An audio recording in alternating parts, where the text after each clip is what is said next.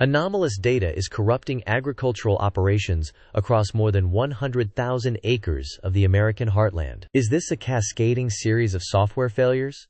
Or is it the opening salvo in a deniable war aimed at the United States food supply? The American agricultural sector is a technological marvel. It is a $1.2 trillion industry that underpins domestic stability and projects global power. This dominance is not built on manpower alone. It is built on precision. Satellites, thousands of miles in space, dictate the actions of machines on the ground with centimeter-level accuracy. This is precision agriculture. It ensures every seed is planted in the optimal location. It dictates the exact amount of fertilizer and water required, minimizing waste and maximizing yield. This digital efficiency is what allows a nation of over 330 million to not only feed itself, but to export hundreds of billions of dollars in food to the rest of the world. That efficiency has now become a critical vulnerability. Reports began as isolated incidents, dismissed as atmospheric interference or equipment malfunction. A farmer in central Nebraska discovers his autonomous seeder has planted a multi-million-dollar corn crop in chaotic, overlapping rows, rendering a 50-acre section a total loss. In Iowa, automated sprayers miscalculate their positions, dousing fields with incorrect levels of herbicide, poisoning the soil for the next planting season. These are not random glitches. A pattern has emerged. The incidents are clustered, following specific satellite paths at specific times. The data is not being jammed. It is being subtly rewritten. The tractors are not losing their signal. They are being given a new, false one. This technique is known as GPS spoofing, a sophisticated form of electronic warfare designed to make a target doubt its own location in space and time. It is a weapon of digital deception. War is imminent. Markets are plummeting. The world is watching. The economic impact is immediate and catastrophic. Initial damage assessments from the affected counties are already projecting localized yield losses of between 15 and 30%. For the commodities markets, which trade on the razor's edge of future projections, this level of uncertainty is poison. The first whispers of these anomalies on private trading desks sent futures for corn and soybeans into a state of high volatility, not seen since the trade wars of 2018. This leads to the 3-minute rehook. The critical question is no longer whether this is an attack, but who is the perpetrator. This is what you need to know. Intelligence assessments, cross-referencing signal characteristics with known hostile capabilities, now point directly to a specific unit within Iran's Islamic Revolutionary Guard Corps. The digital fingerprint of the spoofing signal, its specific modulation, frequency hopping pattern, and data packet structure is a near-perfect match for the signature of signals documented by the U.S. Navy's Fifth Fleet during encounters in the Strait of Hormuz in 2021 and 2023. In those instances, Iranian electronic warfare units were testing their capabilities, causing commercial tankers and even coalition warships to report erroneous positions, sometimes placing them miles inland. It was a rehearsal. This is the main event. What does this mean for global markets? It means the world's most reliable supplier of grain is now an active battle space, and every commodities contract just became a bet on the outcome of an undeclared electronic war. The Iranian doctrine of asymmetric warfare is built on plausible deniability. They seek to wage conflict below the threshold that would trigger a conventional military response. A missile strike is an unambiguous act of war. Corrupting a GPS signal, however, is ephemeral. It is an attack that leaves no shrapnel, no crater, only economic chaos, and a lingering question of blame. This strategy turns America's technological dependence into a weapon against itself. The sophistication of the attack is its most alarming feature. Low-level GPS jamming is common and easy to detect. This is different. The hostile signal is broadcast at a low power, precisely calibrated to mimic a genuine satellite transmission. It doesn't scream, it whispers. It subtly nudges the positioning data by a few feet at first, then by yards, then by tens of yards. The agricultural machinery's own diagnostic systems are fooled, accepting the falsified data as legitimate. The error is only discovered when the physical result, a ruined crop, is impossible to ignore. The consequences cascade through the entire food production chain. It is not just about seeds being planted in the wrong place. Automated irrigation systems, guided by the same GPS data, are now watering incorrect sections of fields, leading to drought in one area and flooding in another. Crop dusting drones, essential for pesticide application on multi-thousand-acre farms, are receiving corrupted flight paths. This results in millions of dollars of chemicals being sprayed on the wrong crops, or worse, on adjacent organic farms, triggering regulatory violations and financial ruin. This brings us to our second rehook. The problem is not confined to the fields. A leaked internal security audit from one of the world's largest agricultural technology manufacturers reveals a deeply disturbing timeline. The document, dated 7 months prior to the first public reports, confirms that their engineers were aware of what they termed significant and anomalous GPS signal degradation across their North American network. Instead of alerting government agencies or their customers, the decision was made to classify the events as unusual atmospheric interference. The motivation appears to be twofold. First, to avoid triggering widespread panic in the commodities markets that rely on their technology's data.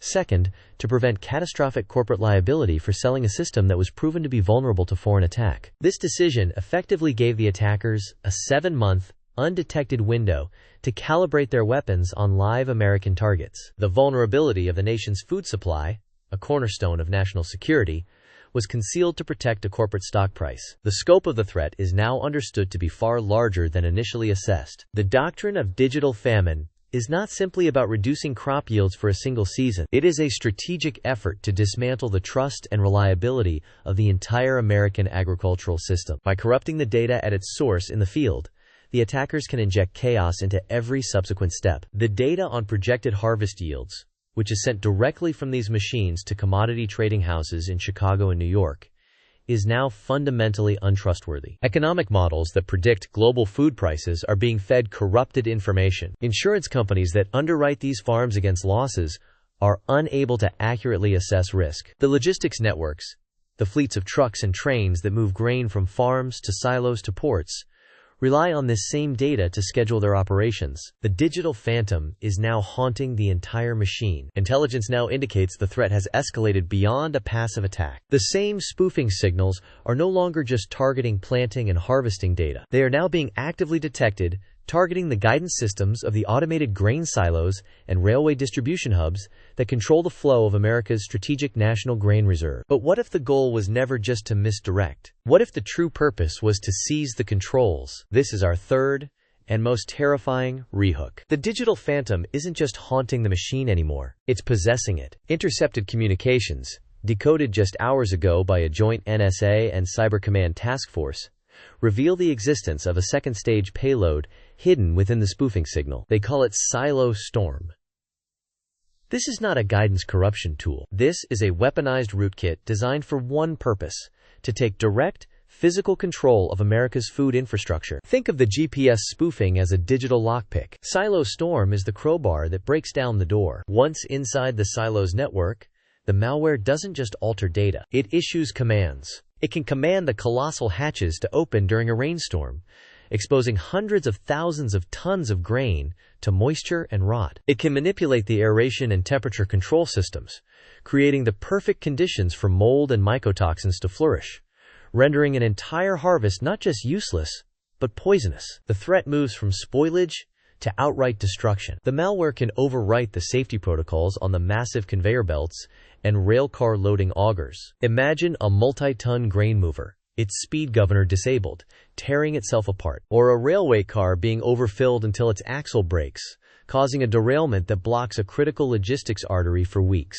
It's plausible deniability, perfected. Each event, viewed in isolation, is just a tragic industrial accident, a maintenance failure, human error. But a dozen of them in a single week? That's a coordinated, strategic demolition that leaves no fingerprints. But the most insidious discovery within the Silo Storm code is a dormant, self-replicating function. It's a worm. The agricultural network was never the ultimate target. It was the delivery system. The malware is designed to jump from the silo's isolated industrial network to any connected logistical system. The moment a truck driver syncs their tablet to get loading instructions, or a train's onboard computer connects to the hub's network, the worm spreads. From a grain silo in Kansas, it can leap to the BNSF Railway's central switching system. From a port in New Orleans, it could infect the container management software of Maersk or Evergreen. The attackers used America's food supply as a Trojan horse to deliver a virus aimed at the entire circulatory system of American commerce. The digital famine was just the prelude to a digital paralysis. This elevates the threat to an unprecedented level. Suddenly,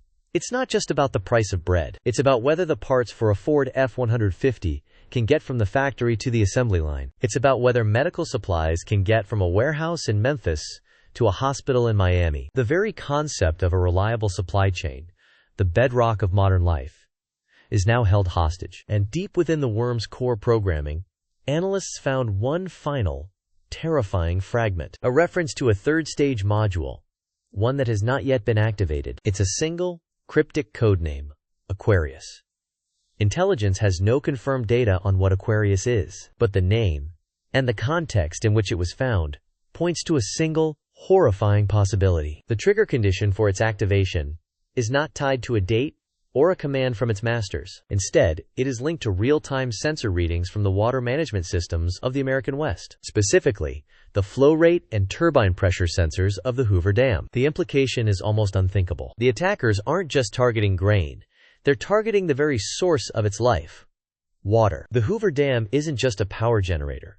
It's the heart of a complex circulatory system that irrigates millions of acres of farmland across the Southwest. But why? Why not simply trigger a catastrophic blackout? Why this specific, intricate connection to water flow? The chilling answer lies in the name itself. Aquarius, the water bearer. Intelligence now believes the payload is not a demolition charge. It's a key, a digital kill switch for the water supply of the most productive agricultural region on the planet. The goal was never to cause a flood. The goal is to create a drought, to hold a knife to the throat of America's food supply, turning a digital famine into a very real, very thirsty one. And so, the battle for America's heartland became a silent, frantic war fought not with soldiers, but with surgeons of the code. A clandestine team, assembled under the codename Project Harvest Guard, worked around the clock in a windowless bunker, their faces illuminated only by the cascading text on their screens. They weren't just debugging a system. They were performing a digital exorcism on a national scale, hunting the ghost in every machine from Kansas to California. Their counterattack was an elegant, dangerous piece of code, a hunter-killer program designed to seek out and dismantle the Silo Storm worm cell by cell. It was a high-stakes duel fought at the speed of light. In the final hours, as telemetry from the Hoover Dam showed water pressure fluctuations nearing the Aquarius trigger point, the team deployed their weapon. For a few terrifying seconds, the nation's infrastructure flickered, held in the balance between two warring pieces of software. Then, silence. The worm was neutralized. The Aquarius payload was isolated, its trigger command erased nanoseconds before it could execute. The attack was over, but there were no victory parades, no triumphant speeches. The architects of this near catastrophe remain a shadow, their identity as elusive as their code. They sent no demands and claimed no credit. This wasn't an act of terror, it was a demonstration. They proved that the systems we depend on for our very survival, for our food, our water, our commerce, are built on a fragile foundation of trust and a handful of code. The front line is no longer a physical place. It's the point of connection between a farmer's tablet and a silo's network. It's the USB port on a shipping crane. It's everywhere. The crisis was averted, but the vulnerability has been exposed for the world to see. The digital famine was a warning shot. The next time, the target may not be grain or water. The next weapon might already be hiding in plain sight, waiting for a single command to turn our interconnected world against us. The invisible war is already here. The only question is, will you see the next attack coming? To stay ahead of the threats that are reshaping our world, subscribe to global_crisis_radar.